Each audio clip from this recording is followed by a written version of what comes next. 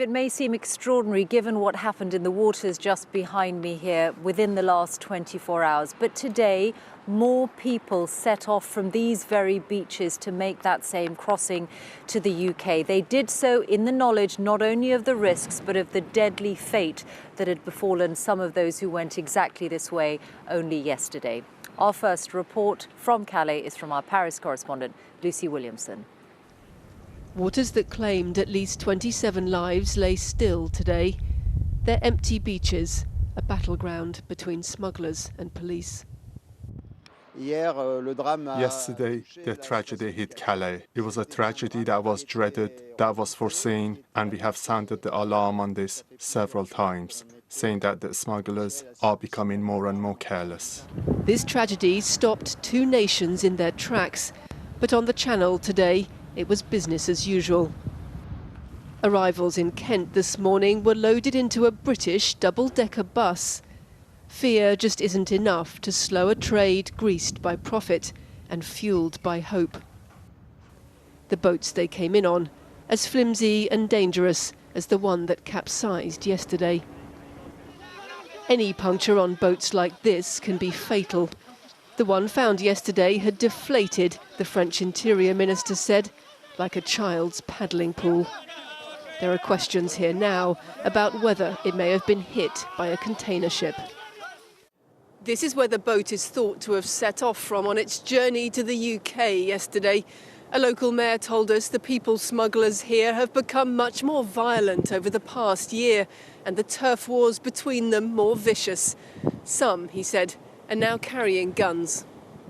What happened yesterday was a dreadful shock.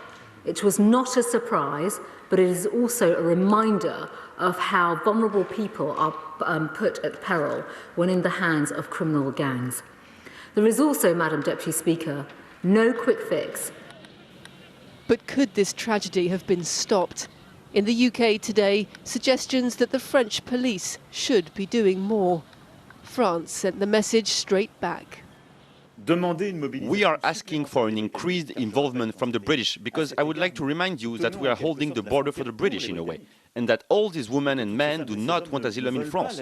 We offer it to them, and all those who want it are processed in centres set up around Calais and Dunkirk, and we will reinforce the means involved in our sea rescue operations.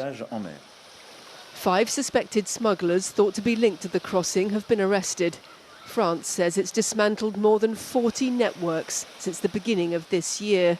So why isn't it having an effect? The chief of smugglers, they live in England and they invest the money. I make one accusation to the English government. I say, why you don't control the fiscality, the money of this guy?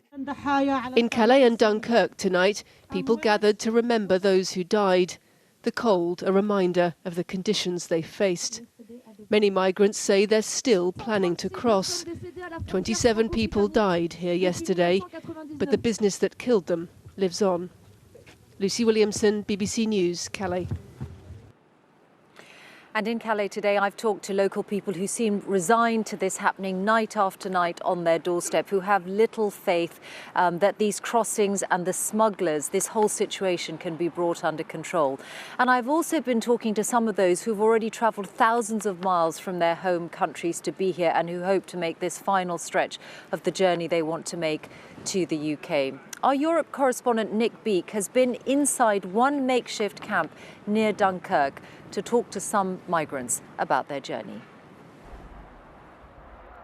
Beside an abandoned train track in northern France, families desperate to resume their own journey to the UK, despite the horror of the past 24 hours. For now, more than 500 people call this camp home. Among them, new arrivals Adil and Siren from Iraq.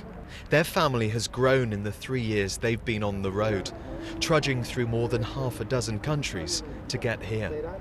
Romania, after Hungary, after Namsa, after France, after UK. But tonight, all 6 will sleep in this tent, and every night until they risk the English Channel. Would you still be prepared to try and get a boat to the United Kingdom? We cannot survive here, Siren tells us. We will freeze. We have to go to the UK. You say you've travelled through lots of countries, including Germany. Now you're in France. Why do you want to try and reach the United Kingdom? It's much better for families in the UK, she says, and for keeping families together. This corner of northern France has witnessed these scenes and heard these sort of stories for more than 20 years now. It feels like a conveyor belt of misery. And this is a new generation willing to risk everything to try and make it to the United Kingdom.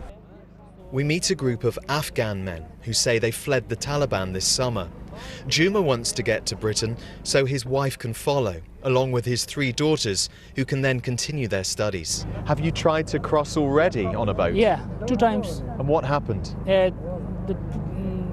boat was broken in the sea, so the police come, they take it as we all in the water.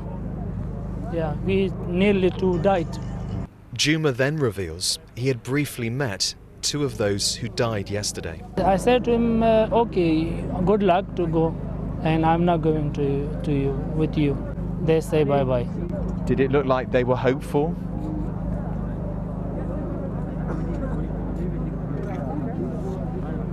I'm very sorry.